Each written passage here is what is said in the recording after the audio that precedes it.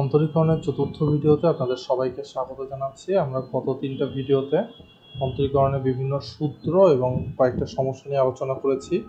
আমাদের ভিডিওগুলো যদি আপনাদের ভালো লেগে থাকে তাহলে আপনারা ভিডিওগুলি সিকোয়েন্সিয়ালি দেখবেন।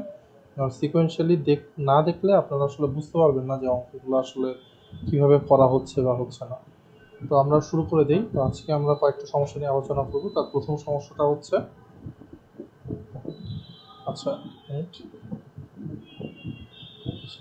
তার প্রথম সমস্যাটা হচ্ছে ডি বাই ডিএক্স 5x। এটা খুবই সিম্পল একটা সমস্যা।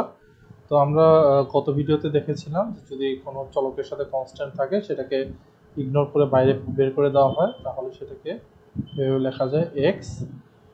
এখন এটাকে আমরা আসলে এই সূত্রে ফেলবো D by DX X to the power N, অর্থাৎ N into X to the power N minus 1। তাহলে 5টা 5-এর জায়গায় থাকলো। এইখানে এক্স এর পাওয়ার আমরা 1 ধরে নিব, তাহলে এই 1টা সামনে চলে আসবে into X to the power 1 সূত্রের -1, তাহলে হচ্ছে -1। তাহলে আসতেছে 5 ইন্টু 5 একে 5 এক্স টু দি পাওয়ার 0। আমরা জানি কোনো কিছুর পাওয়ার যদি 0 হয় তাহলে সেটার অ্যান্সার কত হবে? সেটার অ্যান্সার 1 হবে।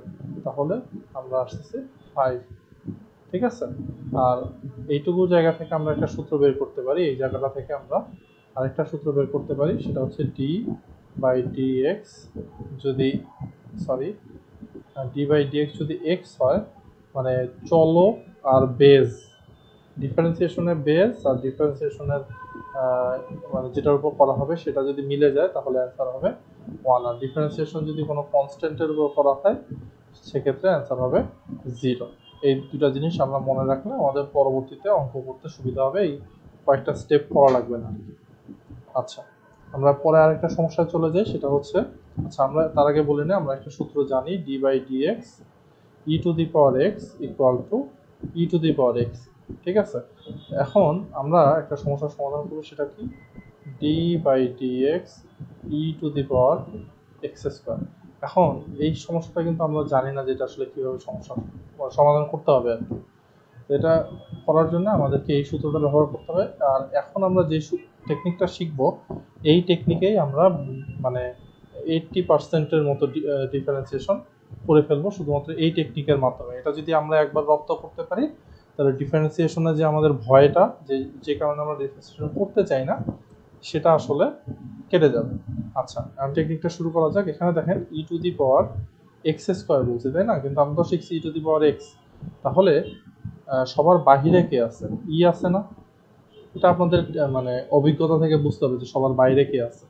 সবার বাহিরে আছে ই, তাই না?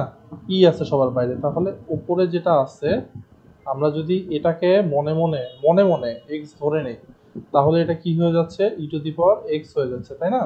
তাহলে আমরা জিনিসটা লিখি যে E to the D by dx E to the power x square. এখন আমরা এইটুকুকে কি করতেছি? মনে আবারও বলতেছি, এটা কিন্তু বাস্তবে না, এটা কিন্তু মনে এটাকে মনে এক্স ধরে নিচ্ছি। তাহলে এটা সূত্রটা কি হবে? E to the power x equal to E to the power X. তাহলে ই টু দি পাওয়ার এক্সই হইল। কিন্তু আমরা তো এটা মনে ধরছিলাম, তাই না? এটা তো বাস্তবে না। তাহলে বাস্তবে না জন্য কি করতে হবে? যতটুকু অংশকে আমরা মনে এক্স ধরছি সেটাকে আবার ডিফারেন্সিয়েশন করতে হবে। তাহলে দেখেন E to the power x square, এইটা X to the power N এর সূত্রে যদি ফেলি তাহলে পাওয়ারটা সামনে আসলো X to the power 2 minus 1। তাহলে E to the power x square into 2 into X to the power 1। তাহলে এটাকে যদি আমরা সাজায় লিখি 2x E to the power x square. তাহলে এটা কার অ্যান্সার হলো? D by dx E to the power x square. এটা হচ্ছে তার অ্যান্সার। আশা করি আপনারা বুঝতে পারছেন। আস্তে আস্তে জিনিসগুলো ক্লিয়ার হয়ে যাবে। তো আমরা এরকম আরেকটা সমস্যার সমাধান করি। আমরা একটা সূত্র দেখেছিলাম যে d by dx ln x equal to 1 by x, তাই না? তো এখন আমরা যে সমস্যাটা সমাধান করব d by dx ln x square. এখন এই সমস্যাটা দেখেন, এখানে আমরা শিখেছি ln x equal to 1 by x. তাহলে এখানে আছে কি? Ln x square. তাহলে আমরা যদি এই বাহিরে কি আছে লন আছে, তাহলে বাহিরের অংশটুকু বাদে ভিতরে যেটা আছে এই গোটাটাকে যদি আমরা মনে মনে, আবারও বলতেছি মনে মনে যদি এক্স ধরে নিই, তাহলে লন এক্স এর ডিফারেন্সিয়েশন কি হবে, 1/x। এক্স বলতে কি ছিল, এক্স স্কোয়ার ছিল, কিন্তু এটা তো আসলে এক্স না, এটা তো আসলে এক্স স্কোয়ার। তাহলে কি করতে হবে, এটাকে আবার ডিফারেন্সিয়েশন করতে হবে। তাহলে জিনিসটা কি হলো, 1/x² ইন্টু এক্স স্কোয়ারকে ডিফারেন্সিয়েশন করলে 2 × x⁻² - 1। আমি এটা বারবার করতেছি, কিন্তু আস্তে আস্তে হয়তো বা পরের অঙ্ক থেকে এই জিনিসটা আমি আর করে দিব না। ইন্টু 2 × x, 2 থেকে 1 বিয়োগ করলে 1 হয়। যাই হোক, তাহলে এখান থেকে এটা যদি কাটাকাটি করি তাহলে নিচে থাকে একটা x, তাহলে অ্যান্সার আসতেছে 2/x। তো এটা হচ্ছে গিয়ে এই যে এটার অ্যান্সার। আশা করি আপনারা বুঝতে পেরেছেন। তো আমরা এখন একটা কম্বাইন অঙ্ক করি। সেটা কি, সেটা হচ্ছে d/dx e⁻x² plus ln 4x³ এটা হচ্ছে আমাদের সলিউশন। এই গোটাটার ব্র্যাকেটে থাকতে হবে। তাহলে আমরা প্রথমে যেটা সূত্র ব্যবহার করবো সেটা হচ্ছে u প্লাস v এর সূত্রটা ব্যবহার করবো। তাহলে আগে আমরা আলাদা করে নেই d/dx e⁻x² plus d/dx ln 4x³। আচ্ছা, তাহলে এইটার ক্ষেত্রে আমরা এটাকে x ধরবো, আর এটার ক্ষেত্রে আমরা এটাকে x ধরবো। তাহলে এটাকে ডিফারেন্সিয়েশন করলে e⁻x, কিন্তু এটা তো x না, তাহলে আমাদের এটাকে আবার ডিফারেন্সিয়েশন করতে হবে x² প্লাস এখানে ln x এর ডিফারেন্সিয়েশন হচ্ছে 1/x, মানে হচ্ছে 4x³, কিন্তু যেহেতু এটা x না, তাহলে এটাকে আরেকবার ডিফারেন্সিয়েশন করতে হবে 4x³ তাহলে এখানে দেখেন e⁻x² ইন্টু x² এর ডিফারেন্সিয়েশন হচ্ছে 2x plus 1/4x³ into 4x, এখানে 4টা যেহেতু কনস্ট্যান্ট, এটাকে যেমন আছে তেমন, x³ এর হচ্ছে 3, সামনে চলে আসলো 3 থেকে বলে 2। আচ্ছা, তাহলে এটা হচ্ছে এর অ্যান্সার। তাহলে আমরা যদি সুন্দর করে লিখি 2x e⁻x প্লাস এখানে x² এখানে x থাকে, 4 কাটা গেল, তাহলে 1/x হচ্ছে। ওকে, এটা হচ্ছে আমাদের কম্বাইন অ্যান্সার।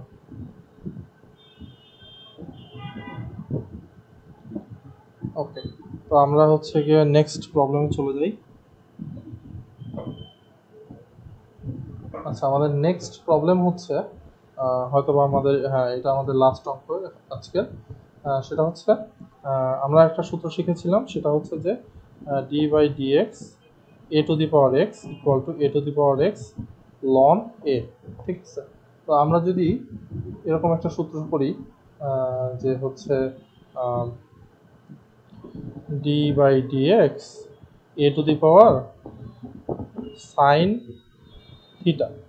আচ্ছা সরি, এখানে থিটা দিলে এখানেও থিটা দিতে হবে, চলক যেটা সে অনুযায়ী ডিফারেন্সিয়েশন করতে হবে। তাহলে আমরা যদি বলি তাহলে d/dx a sin theta a⁻, তাহলে এখন আমাদের এইটাকে কি করতে হবে, এটাকে যদি আমরা মনে মনে থিটা ধরি তাহলেই কিন্তু আমরা এই সূত্রটাতে ফেলতে পারবো। তাহলে আমরা যদি থিটা ধরি তাহলে আমরা আরেকবার একটু সুন্দর করে লিখি d/dx সরি আবার থিটা a⁻ sin থিটা। তাহলে এটাকে যদি আমরা x ধরি তাহলে আমরা সূত্রটা জানি কি, a⁻x ln a, তাহলে a⁻ যেটা আছে সেটাই sin theta into ln a into, যেহেতু আমরা এটা x সরি এটা থিটা না মনে মনে ধরছি, তাহলে এটাকে আরেকবার ডিফারেন্সিয়েশন করতে হবে। আচ্ছা, তাহলে এখন আমরা কি জানি যে এটা হচ্ছে গিয়ে sin থিটার ডিফারেন্সিয়েশন হচ্ছে আসলে cos থিটা। তাহলে আমরা লিখতে পারতেছি a sin theta ln a into cos theta.